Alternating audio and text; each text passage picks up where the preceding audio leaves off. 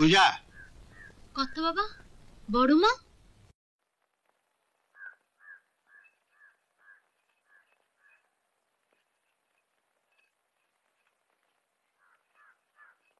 তুই নকুল দত্তের কাছে গয়না নিয়েছিস কেন? এদিকে এসে বলছি।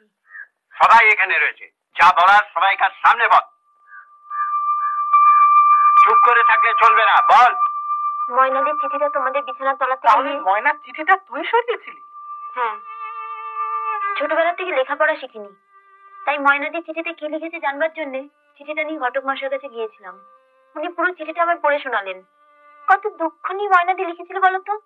যদি গলায় পড়ার মতন একটা হার না পাঠাতে পারো, এক গাছা দড়ি পাঠিও। তাই তুই নিজের জীবনটা শেষ করে দিয়ে নকুল দত্তের কাছ থেকে গয়না নিয়ে এদের দিলি? শোন ময়না, ও নকুল দত্তকে কথা দিয়েছে এখান থেকে ফিরে গিয়ে ওকে বিয়ে করবে। নিজের কত বড় সর্বনাশ করছো দেখ। তুই কি করেছিস? এ না করলে নকুল দত্ত আমাকে গয়না দিত না, আর গয়না না দিলে এবারে শ্বশুর আর বড় বউ মিলে তুমি খাটিয়ে খাটিয়ে শেষ করে দিত। আমি বেঁচে থাকতে তুমি এভাবে শেষ হয়ে যাবে? বাবা হয়ে আমি যখন গয়না দিতে পারিনি তখন ও খাটতো। বাবার অপরাধের সাজা পেত, কিন্তু তুই কেন মাথা বাড়িয়ে সেই সাজা নিতে গেলি? শোনো বড়মা, শোনো, কত কি বলছে শোনো। ময়নাদি শুধু তোমাদের মেয়ে, আর আমি বুঝি তোমাদের কেউ নই? বলো না, আমি বুঝি তোমাদের কেউ নই? বলো, বলো না। তোমাদের অপরাধের সাজা যদি ময়নাদি মাথা পেতে নিতে পারে, আমি পারবো না কেন?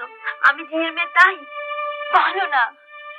মা মারা যাওয়ার পর সেই ছোটবেলা থেকে তোমরা আমায় মানুষ করেছো, কোনোদিনও বুঝতে দাওনি আমি ঝিয়ের মেয়ে। সেদিন যখন ময়নাদির চিঠি পড়ে তোমরা দুজনেই চোখের জল ফেলছিলে, আমার মুখটা কিরম মোচড় দিয়ে উঠছিল। মনে হচ্ছিল যে কোনো ভাবেই ময়নাদিকে বাঁচাতেই হবে, ময়নাদিকে বাঁচাতেই হবে।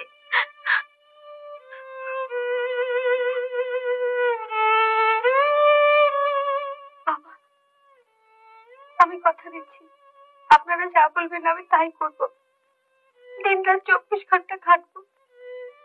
আপনি দয়া করে আমার ছোট্ট বোনটিকে বাঁচান। ওর দেওয়া গয়নাগুলো আপনি ফেরত দিয়ে দিন বাবা। যা হওয়ার হয়ে গেছে, আমি নকুল কাকার সঙ্গে কথা বলে নেবো। এরা যখন এসে গেছে না, আজই চয়নের সঙ্গে পূজার বিয়ের ব্যাপারটা পাকা করে। কি বলছিস পাগলের মতো? বাড়ির একটা ঝিয়ের সঙ্গে? বাবা, বিয়ের আগে সব মেয়ে ঘরের মেয়েই থাকে, বিয়ের পরে শ্বশুর বাড়িতে এসে তোমার মতো শ্বশুর আর এই বড় বৌদির মতো দজ্জাল মহিলার পাল্লায় পড়ে সে বাড়ির কাজের মেয়ে হয়ে যায়। তখন আর বাইরে থেকে দেখলে বোঝার উপায় থাকে না যে কে কাজের মেয়ে আর কে ঘরের মেয়ে। ঠিক আছে, সবই তো বুঝলাম, কিন্তু নগদ আর গয়না কি হবে? মেজ বউয়ের গয়না তো তোমার বাদে পেলাম।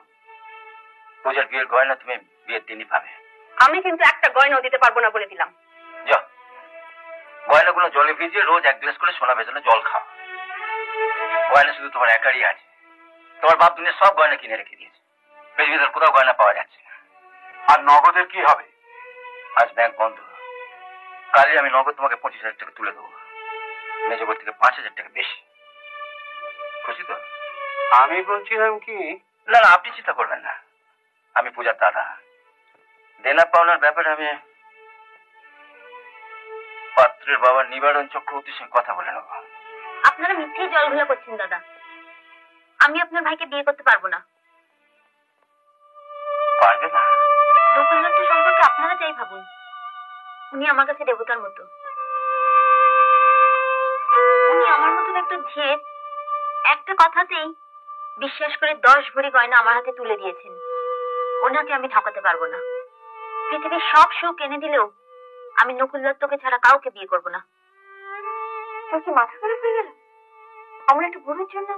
দিদি, নকুল দত্ত বুড়োই হোক বা ছোড়াই, তোমার অন্ততপক্ষে ওনার প্রতি একটু কৃতজ্ঞ থাকা উচিত। সেদিন যদি নকুল দত্ত কথা বাবার হাতে 20,000 টাকা না দিত, উঠতো তোমার সিঁথিতে সিঁদুর? পারতে তুমি এবারে বউ হয়ে আসতে? বলো পারতে? তাই বলে নিজের জীবনটাকে এভাবে নষ্ট করে দেবে? যে লোকটা টাকা গয়না দিয়ে তোমার জীবনটা নষ্ট হতে দিল না, তার জন্য না হয় আমার জীবনটাই। হ্যাঁ না রে পূজা, আমার জন্য তোকে জীবন নষ্ট করতে হবে না। আমি আড়াল থেকে তোর সব কথা শুনেছি, তোর দিদির ভালোর জন্য নিজেকে আমার হাতে সঁপে দিচ্ছিলি।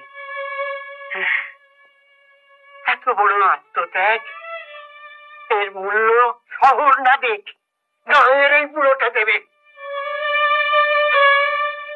শোনো হে নিবারণ, ময়নার বিয়ের গয়না তুমি অনেক পরে পেয়েছো, পূজার বিয়ের গয়না আমি তোমায় কালই দিয়ে যাবো।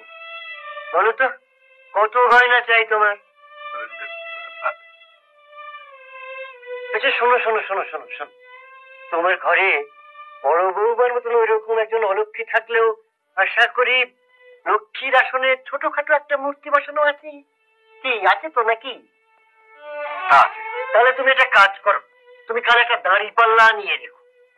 আমি একপাশে ওই লক্ষ্মীর মূর্তিটি বসিয়ে আর একপাশে আমি সোনা চাপিয়ে যাব। ওই লক্ষ্মীর ওজনে আমি তোমাকে সোনা দেব। আমার এই মা লক্ষ্মী পূজার বিয়ের জন্য। রে পূজা, তুই আমার লক্ষ্মী, তোর জন্য শুধু গয়না কেন রে পূজা? এরা যা চায় সব আমি দেবো। জানিস পূজা, আজ আমার বড় গর্ব, আমি সেই গায়ে জন্মেছি যে গায়ে তোর মতো মেয়ে জন্মেছে। আরে না না না না, পায়ে হাত দিবি না। তুই যে পূজা, আমাদের সবার উচিত তোর মতো মেয়েকে দু হাত জোড় করে পুজো করা। এই যে বাবাজি চয়ন, মেয়েটাকে তো বড়টার হাত থেকে কেড়ে নিলে, তুই এবার লক্ষ্মীকে নারায়ণের পাশে দাঁড় করিয়ে দেখি কেমন দেখায়।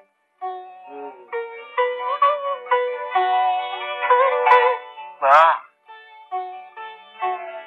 কি রে পূজা, প্রণাম কর। দিলে তখন সর্বনাশ করে, আশীর্বাদ করতে গেলে হাতে তো কিছু দিতে হয়। কি দেবো?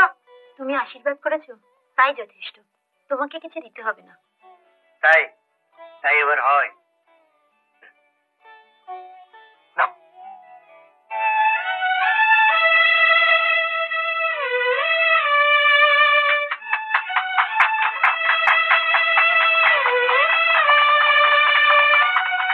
তাহলে এখন তোমায় কি দেখি হাতটা?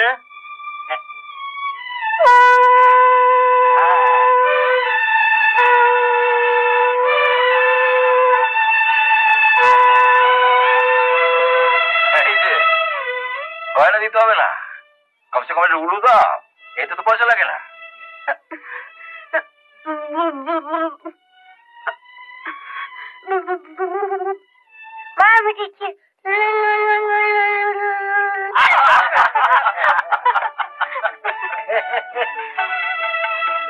মা বোনেরা, আপনারা চুপ কেন?